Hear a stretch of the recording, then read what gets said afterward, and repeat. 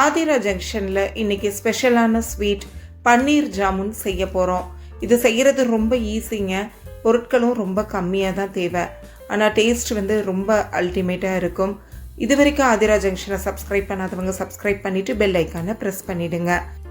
பன்னீர் ஜாமுன் செய்கிறதுக்கு முதல்ல பன்னீர் ரெடி பண்ணணும். 1/2 லிட்டர் கொழுப்புள்ள பாலை ஒரு பாத்திரத்தில் ஊற்றி நல்லா கொதிக்க விடுங்க. கொதித்து வரும்போது ஒரு எலுமிச்சம்பழச்சாறு அதில் பிழிஞ்சு விட்டுருங்க.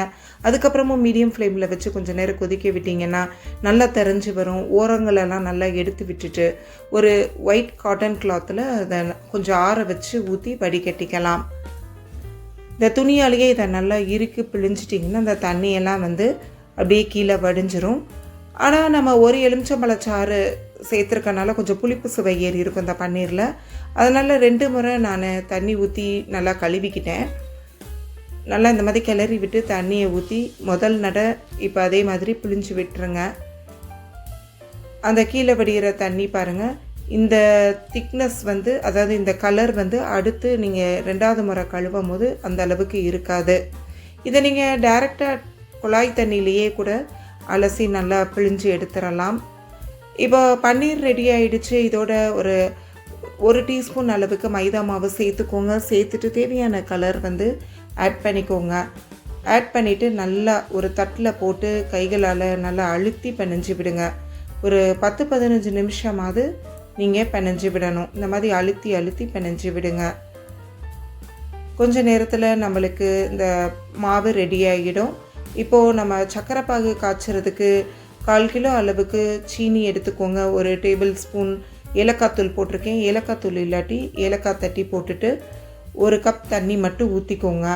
இல்லை 1 டம்ளர் தண்ணி ஊற்றி அதை மீடியம் ஃப்ளேமில் வச்சு கொதிக்க விடுங்க. இப்போ நாம் இதை உருண்டைகளாக உருட்டிக்கலாம். உங்களுக்கு தேவையான ஷேப்பில் நீங்கள் உருட்டிக்கலாம். பெரிய உருண்டைகளாகவும் உருட்டிக்கலாம். நான் சின்ன சின்ன உருண்டைகளாக ஒன்று போல் உருட்டிக்கிறேன். ரெடி பண்ணி வச்சுருக்க மாவில் முதல்ல ஒரு பிஞ்ச் உப்பு சேர்த்து பிணைஞ்சிக்கிட்டோம்னா இனிப்பை நல்லா உள்ளே இழுத்துக்கோங்க. நம்மளுக்கு இப்போ எல்லா உருண்டைகளும் ரெடி ஆகிடுச்சு. இப்போ சர்க்கரை பாகும் பாருங்கள், நல்லா கொதிச்சிருச்சு. பாகுபதம் தேவையில்லை. நல்லா பிசுபிசுப்பு தன்மை வந்தாலே போதும். அதாவது சீனி நல்லா கரைஞ்சி வந்தாலே போதும். இப்போ அதில் நம்ம உருட்டி வச்சுருக்க இந்த உருண்டைகளை சேர்த்துருங்க. அடுப்பை மீடியம் ஃப்ளேம்லேயே வச்சுக்கோங்க. இந்த உருண்டைகள்லாம் சேர்த்ததுக்கப்புறம் அது ஒரு 10 நிமிஷம் போல் கொதிச்சுக்கிட்டு இருக்கட்டும்.